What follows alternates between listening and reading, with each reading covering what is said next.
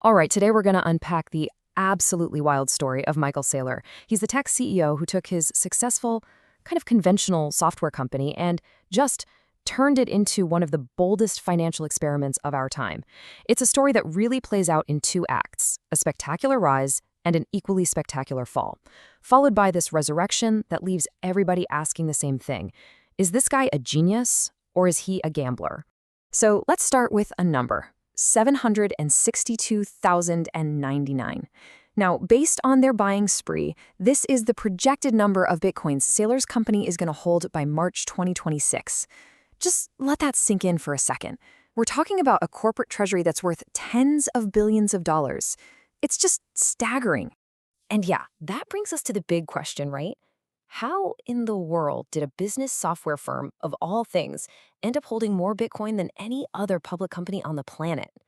Well, to get that answer, we've got to go back, way back. So, Act 1. This starts with a brilliant, super-driven entrepreneur who builds an empire basically from nothing, only to watch it almost completely fall apart in a crisis he kind of created himself. This is the story of Michael Saylor before Bitcoin entered the picture. You know, Saylor's early life, it reads like the classic American dream. He was an Air Force kid, totally excelled in school, graduated from MIT with the highest honors. By 1989, he'd founded MicroStrategy, and boom, less than 10 years later, he takes it public, right at the peak of the dot-com insanity. And for a while there, MicroStrategy was a total Wall Street darling. I mean, they were in the perfect business, enterprise software, at the absolute perfect time. The company was growing like crazy, the stock was just soaring, and Saylor himself became a billionaire, on paper at least. But you know how these stories go. Just as fast as it all went up, that whole illusion of being invincible just shattered. The turn of the millennium brought this huge reality check that would change Saylor's career and his company's reputation forever. Okay, so the whole thing hinges on this term right here, revenue recognition. Now, I know it sounds incredibly boring, but trust me, it's the absolute bedrock of how companies report their finances. It's basically the rule that says, hey, you can't book all the money from a 5-year contract on day one. You have to spread it out or recognize it over the life of that contract. And this little principle is at the heart of what went wrong. So in 2000, the SEC came knocking. They accused MicroStrategy of playing, let's just say, fast and loose with those revenue rules to make their earnings look way better than they were. Now, the company settled. They didn't admit to doing anything wrong, but the damage was done. The stock price completely collapsed, wiping out billions of dollars in a single day. For Saylor, it created this huge credibility problem that just followed him around for years. And that was the end of Act 1. For almost 20 years after that, MicroStrategy just kind of quietly went about its business as a software company. But then, in 2020, Michael Saylor kicked off Act 2. And this was a pivot so dramatic, so out of left field, it would redefine not just his company, but his entire legacy. Now, the official story for why they did this is pretty fascinating. Saylor basically argued that with the pandemic and all the money being printed, just holding cash was a guaranteed way to lose. He framed Bitcoin not as some wild speculation, but as digital capital, a better place for the company to park its money to protect it from inflation. And he didn't just dip a toe in the water. No, he did a cannonball. The first huge purchase was in August 2020. By September, it was official company policy.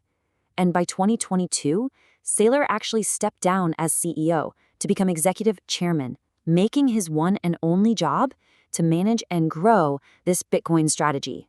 So this wasn't just a one-and-done purchase. It was the start of this relentless, methodical mission to buy up as much Bitcoin as possible. Which, of course, raises the question, how did a software company with a limited amount of cash manage to buy so much? This is how they created this brilliant, self-feeding loop. Step 1, MicroStrategy raises cash by issuing debt or selling new shares of its stock. Step 2, it uses that cash to buy Bitcoin. Step 3, as their Bitcoin stash grows in value, they can use that as collateral to raise even more capital. And then you guessed it, Step 4, repeat. It's an incredibly bold, and some would say incredibly risky machine that's completely reliant on the price of Bitcoin. And the results of that machine are, well, just look at this chart. It's absolutely mind-blowing. They go from about 21,000 Bitcoin in August 2020 to a projection of more than 750,000 less than 6 years later. No company has ever accumulated a single asset like this before. It's totally unprecedented. Of course, a strategy this extreme doesn't happen in a vacuum. It comes with enormous risks and a whole lot of critics. A lot of people on Wall Street looked at this and didn't see a visionary plan. They saw a reckless gamble with shareholders' money. So you really have two completely opposite stories here. In Saylor's version, his company is a fortress, protecting its value against a crumbling financial system. But in the critics' version, they see a software company that secretly turned itself into a high-risk, leveraged bet on Bitcoin, watering down its own stock to keep funding the habit. And the risks are very real. I mean, first, there's the crazy volatility of Bitcoin itself. Then, the whole strategy relies on them being able to keep raising money. Every time they sell new stock, existing shareholders own a smaller piece of the pie. And there's this constant fear of a margin call on their Bitcoin-backed loans. That's when a lender demands more cash if the value of your collateral drops too low. It's a lot to worry about. And the drama isn't just on the company's books. Right around this same time, a pretty major issue from Saylor's personal life popped back up, giving his critics even more ammunition. And it came with a very, very big price tag. $40 million. That is how much Michael Saylor agreed to pay to settle claims that he'd been lying about where he lived to avoid paying D.C. taxes. The D.C. Attorney General literally called it the largest income tax recovery in the district's history. So, yeah, not a great look. So when you put it all together, the dot-com scandal, the huge tax settlement, and this massive all-in bet on Bitcoin, you end up with one of the most polarizing figures in business today.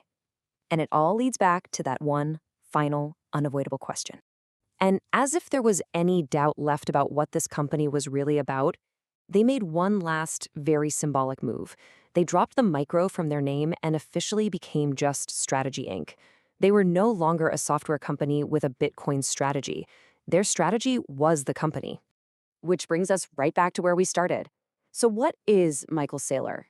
Is he a true visionary who saw the future of money before anyone else and put his company right in the path of it?